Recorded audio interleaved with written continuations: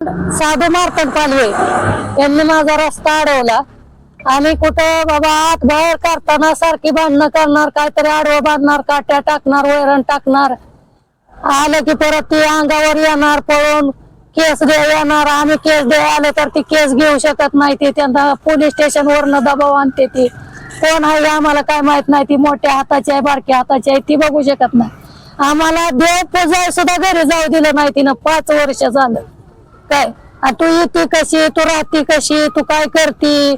मी 20-25 फुटाचा रस्ता मागवून घेतलेला आहे. तेव्हा त्याला तिचं पोरग टेप धराव येतो, तेव्हा त्याला मी म्हणलं बाया तुला बी अजून काय हात पाहिजे असेल तर तू घेऊ शकतो. म्हणलं मला काय नको काकी, तुमच्या मार्गाने तुम्ही आपलं चालू द्या.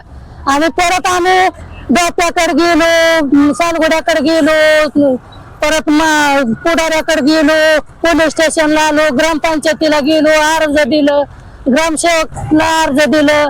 कोणी म्हणते ते सगळेच म्हणते ते ऐकून घेत नाही, आम्ही काय करू शकत नाही, ते ऐकत नाही, आम्ही काय करू शकत नाही.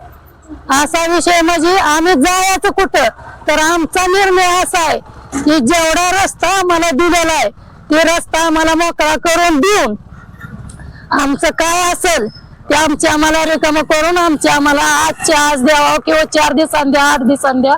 जोपर्यंत आम्हाला रस्ता भेटत नाही तोपर्यंत उपिशन आम्ही सोडत नाही.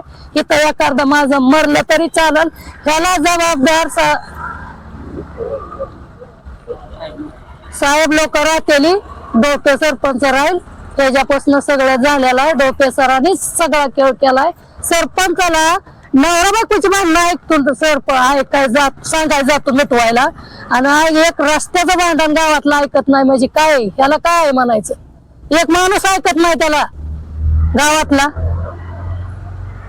कशासाठी किती बारा गेलो ते ऐकतच नाही म्हणून आम्हाला गावाबाहेर हाकलून दिलं. माझी पोरं अपंग आहे ती, वजा हा पोरांना शाळेत जायला 3 वर्ष झालं. माझी पोरं घरात बसून आहे ती शाळे वाचून, आम्ही रानात राहतोय.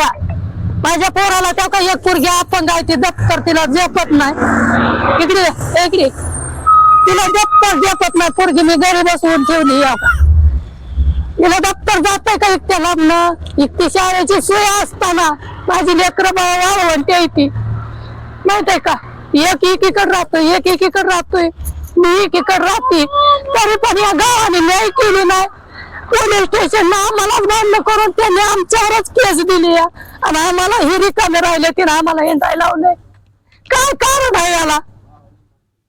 4-5 वर्ष झालं आणि असा रस्ते असल्यावानी आता बोलते तर माझा अंतर तर कापतं किंवा मला हृदय खर्च 1000 आहे. पोरांना म्हणलं घर गेला तरी चालेल, फक्त तुम्ही बांधू नका.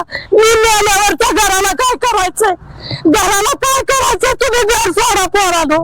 मी रात्र अशी बसून 4 दिवसात घर सोडून 1.5 महिना मी तिथं होती. एक सुद्धा निर्णय करायला नाही भांडण झाल्यापासून, एक सुद्धा.